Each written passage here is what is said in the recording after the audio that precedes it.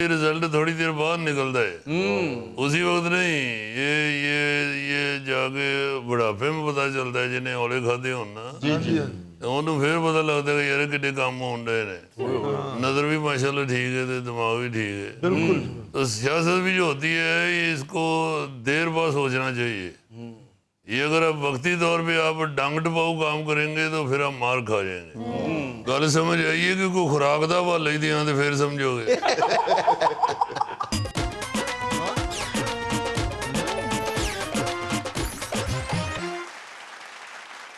नाज़रीन, आज एक बार फिर हमारे साथ मौजूद हैं पाकिस्तान की मौजूदा सियासत के महवर मरकज़ बन जाने वाले सियासतदान मोहतरम जनाब चौधरी शुजात हुसैन साहब। वाह साहब, ना महवर रहा ना मरकज़ रहा।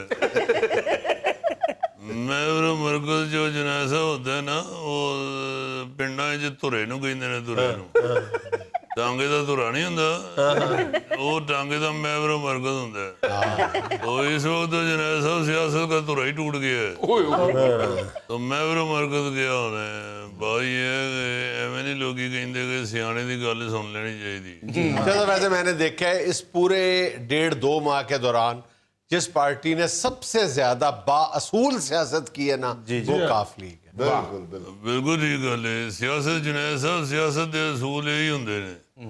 जो सियासत होती है ना, वो इसी का नाम होता है। सियासत जो है वो करने के लिए इंसान को मोल्ड भी होना पड़ता है, मुड़ना भी पड़ता है, झुकना भी पड़ता है, प्यार भी करना पड़ता है। सिर्फ नफरत से काम नहीं चलता। बहुत अच्छे। मुझे तो जिस दिन तारक बशीर चीमा साहब ने फुल जोर लगा के गुस्से में कहा था ना, जौहरी साहब मैं इमरान खान को नहीं जो वोट देना, जो मर्जी कर लो, मेरी उदों ही खब्बी अख फड़कन लग पई थी। मैं लो जी काम को खराब होने वाला जी। इन्नी नफरत जुनैद साहब एक बंदे जे तो फिर बाकियां भी तो वेखना पेगा ना। अच्छा, जैसे वो क्या मामला था जब तरीके अदम एतमाद का इजलास हुआ तो आपके साहबजादे जो थे वो तारक बशीर चीमा के साथ वहां पे पहुंचे और कहा यही जा रहा था कि वो शहबाज शरीफ साहब के साथ खड़े होंगे, लेकिन साथ ही पट्टी चलना शुरू हो गई आपके तर्जमान की कि नहीं जी वो तो इमरान खान साहब के साथ खड़े होने के लिए गए हैं। वो क्या मामला था? साहब किसी लिए डबिंग गलत हो जाती है, फिल्म च भी डायलॉग कोई और होता है तो किसी और शाट दे उत्ते फिट कर दे। टेक्नीशियन को भी गलती हुई थी। टेक्नीशियन को गलती हो गई।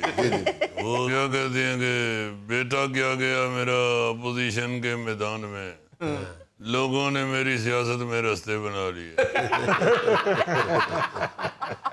तो बात ये है जुनैद साहब कि ये सारा कुछ देखना पड़ता है। जिद जो होती है ना वो अच्छी चीज नहीं होती। पहले दिन से समझा रहे हैं खान साहब को, खान साहब जिद्दी बच्चा अखीर नुकसानदेह ही रहता जी। हर वेले की जिद अच्छी नहीं होती, फिर मां कह देती है कि जा मगरों लो। बिल्कुल। तो इसलिए जिद भी सिर्फ जायज जायज ही करनी चाहिए। बिल्कुल।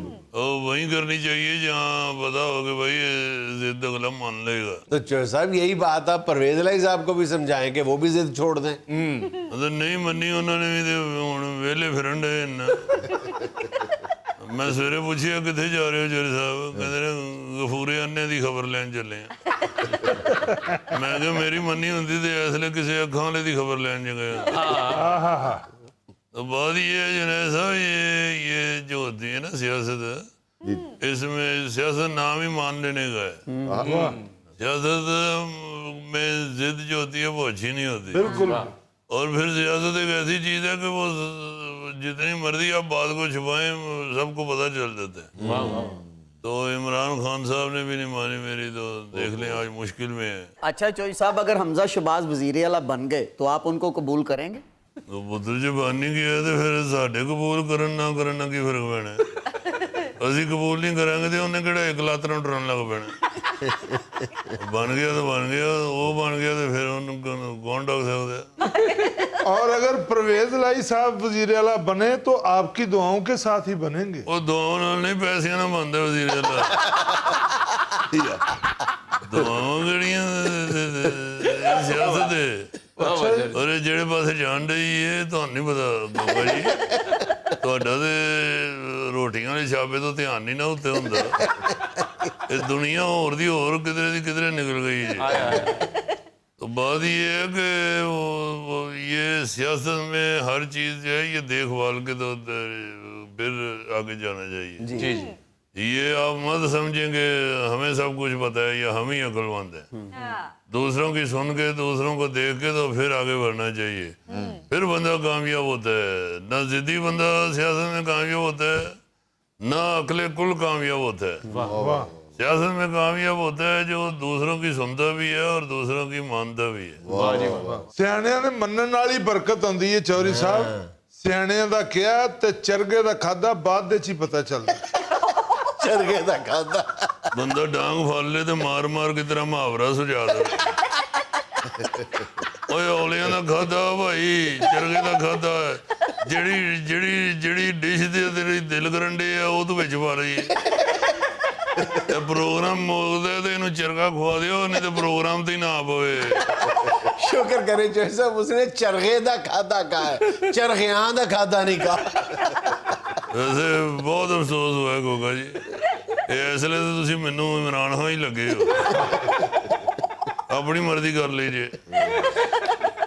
ਸਿਆਣਿਆਂ ਦਾ ਗਿਆ ਤੇ ਔਲੇ ਦਾ ਖਾਦਾ, ਉਹਨੂੰ ਨਿੱਕਾ ਨਾ ਸਮਝੋ, ਬੜਾ ਫਾਇਦੇਮੰਦ ਹੁੰਦਾ ਜੀ। ਚਲੋ ਤੁਸੀਂ ਕੱਲਾ ਨਾ ਖਾਣਾ, ਤੁਸੀਂ 1.5 ਕਿਲੋ ਖਾ ਲੈਣਾ। ਸਿਆਣਿਆਂ ਦਾ ਗਿਆ ਤੇ ਔਲਿਆਂ ਦਾ ਖਾਦਾ ਬਾਅਦ ਚ ਪਤਾ ਲੱਗਦਾ। ਇਹ ਮਸ਼ਹੂਰ ਵਾਲੀ ਬਾਤ। ਔਰ ਇੱਕ ਗੱਲ ਤੁਹਾਨੂੰ ਹੋਰ ਦੱਸਦੇ ਆ ਜੀ ਇਹ ਔਲਾ ਜਿਹੜਾ ਨਾ ਇਹਦੀ ਤਾਸੀਰ ਵੀ ਸਿਆਸਤ ਦੀ ਜੇ। ਇਹਦਾ ਵੀ ਰਿਜ਼ਲਟ ਥੋੜੀ ਦੇਰ ਬਾਅਦ ਨਿਕਲਦਾ ਹੈ, ਉसी वक्त नहीं। ये जाके बुढ़ापे में पता चलता है जिन्हें औले खाधे होन ना, ਉਹਨੂੰ ਫਿਰ ਪਤਾ ਲੱਗਦਾ ਕਿ ਯਾਰ ਕਿੱਡੇ ਕੰਮ ਹੋਣ ਡਏ ਨੇ। नजर भी माशाल्लाह ठीक है तो दिमाग भी ठीक है। बिल्कुल। तो सियासत भी जो होती है ये इसको देर बाद सोचना चाहिए। ये अगर आप वक्ती तौर पे आप डांग टपाऊ काम करेंगे तो फिर आप मार खा जाएंगे। गल समझ आइए कि कोई खुराक का हवाला ही दिया तो फिर समझोगे। नाज़रीन यहाँ मुझे लेना एक छोटा सा वक्फा।